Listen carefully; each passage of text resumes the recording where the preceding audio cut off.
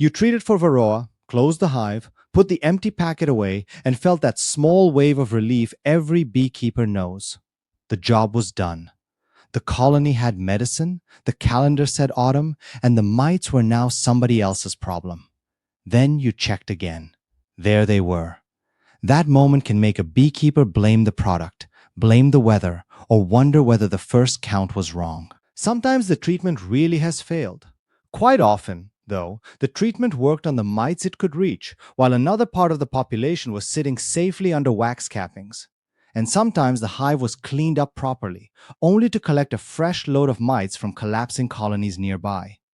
Varroa treatment isn't a receipt proving the colony is safe. It's an attempt at control, and the result has to be measured. To understand why mites remain, it helps to picture where they are. Adult female Varroa mites spend part of their life riding on adult bees, feeding mainly on the bee's fat body tissue.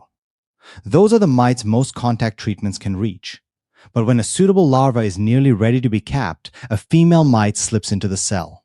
Once the workers seal it, she begins reproducing beside the developing bee. For roughly 12 days in worker brood, that little chamber is protected by wax. A treatment that acts only on mites carried by adult bees may barely touch what is happening inside. When the young bee emerges, the mother mite may come out with mature daughters, and suddenly the beekeeper sees mites again after believing the colony had been cleared. Oxalic acid is the classic example. Used correctly and according to the registered label, it can be very effective when a colony is broodless or nearly broodless. It doesn't pass through wax cappings well. Apply it while several frames of sealed brood remain, and a large share of the mite population may simply wait underground, so to speak, until the treatment has passed. That doesn't make oxalic acid a bad treatment. It means timing is part of the treatment. Other products work over a longer period, catching mites as successive batches of brood emerge. Formic acid can reach mites under capped brood to some degree, which makes it useful in situations where brood is present. Thymol products depend heavily on temperature and colony activity. Amitraz strips depend on correct placement, sufficient contact with bees, the full treatment period, and a mite population that is still susceptible. Every active ingredient has conditions where it works well and conditions where it becomes a poor choice. The label isn't annoying paperwork tucked into the box. It tells you the legal dose, temperature range, treatment length, honey super restrictions, protective equipment, and placement. Guessing any of those can turn a proven product into an expensive decoration between the frames. I've seen strips placed at the outer wall of the brood box while the cluster stayed several frames away. They looked perfectly neat. The bees hardly touched them. The smell of some treatments can fool us as well. You open the hive, catch that sharp medicinal scent, and think, yes, this must be working. Mites don't care how strong it smells above the frames. They care whether the active ingredient reaches them at an effective dose for long enough. Temperature is another quiet saboteur. A beekeeper buys a treatment in summer, waits until the honey comes off, then applies it during a warm spell that turns unexpectedly hot. Another applies a temperature-dependent product after nights have already become cold and the bees are clustering tightly. In both cases, the package may be genuine, the dose correct, and the outcome still disappointing. Colony condition matters too. A very weak colony may not move across strips as expected. A strong colony with a large brood nest may shelter a great many reproducing mites. A queen that continues laying late into autumn keeps providing fresh capped cells. Warm autumn weather can stretch brood rearing longer than the beekeeper expects, especially when pollen is still coming in. Then there is resistance. Varroa mites reproduce quickly enough for selection to matter. When the same active ingredient is used repeatedly across many seasons, mites that survive it contribute more offspring to the next generation. Resistance to pyrethroids has been known for years, and reduced susceptibility to amitraz has also been documented. That doesn't mean every disappointing treatment proves resistance. Poor timing, brood, temperature, placement, and reinvasion are usually easier explanations to investigate first. Still, using one product forever and assuming it will remain equally reliable is wishful beekeeping. The second big reason mites return is more frustrating because it may begin outside your own apiary. Late summer and autumn are seasons of drift, robbing, and colony collapse. A heavily infested colony weakens. Its guard becomes poor, its population thins, and stronger colonies discover the stores. Robbers fly home carrying honey, but some also carry Varroa. Mite-carrying workers and drones can drift into the wrong entrance as well. The neat row of identical hives that looks efficient to us can make navigation mistakes easier for bees. So your colony may have had a low mite count after treatment, then risen again within weeks. This is sometimes called reinvasion.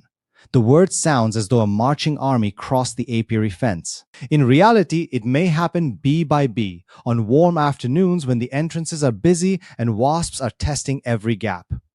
You may notice scraps of wax on the landing board, bees wrestling at the entrance, or frantic sideways flight where there should be calm late-season traffic. A strong colony can actually be at risk because it is capable of robbing weaker hives. It wins the honey and brings home the parasites. That is why treating one colony in isolation can create a false sense of control. Colonies in the same apiary should usually be assessed as a group, and treatment timing often works better when it is coordinated. Nearby unmanaged colonies, feral nests, and other apiaries still complicate the picture, but allowing one known mite factory to collapse beside treated hives is asking for trouble. The practical answer is simple, though it takes discipline. Count mites before treatment, use a suitable treatment correctly, then count again after the treatment period. Don't judge success by the number of mites on a sticky board during the first few days. A heavy drop may show that mites are dying, but it doesn't tell you what percentage remain in the colony.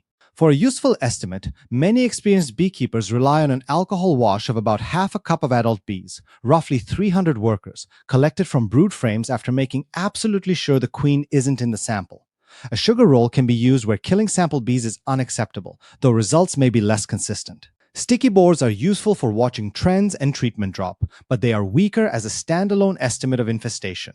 The exact action threshold changes with season, climate, colony condition, and local guidance.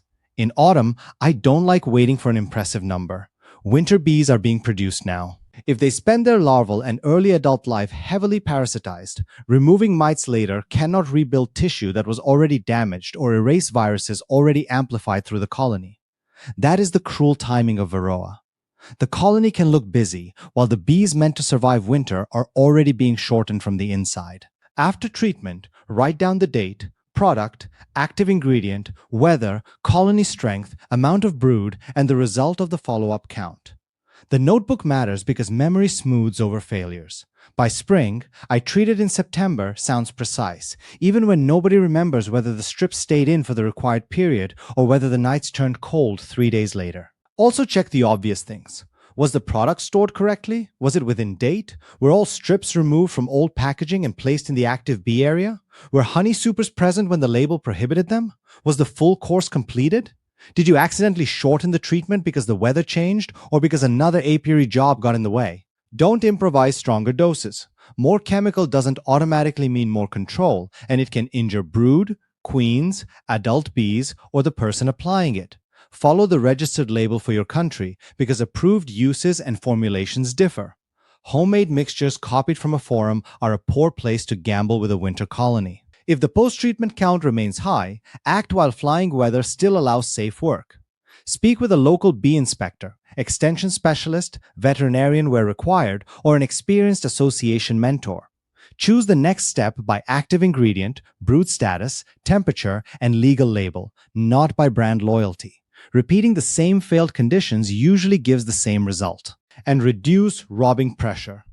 Keep colonies strong enough to defend themselves. Avoid spilling syrup.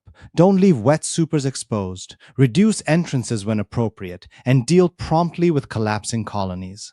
None of this creates a sealed border around the apiary, but it lowers the chances of turning every warm autumn afternoon into a mite exchange. The best Varroa treatment is not the one that produced the biggest pile on the bottom board. It is the one that left the colony below a locally appropriate threshold when healthy winter bees were being raised. So when someone says, "I treated," my next question is always the same. What did the count say afterward?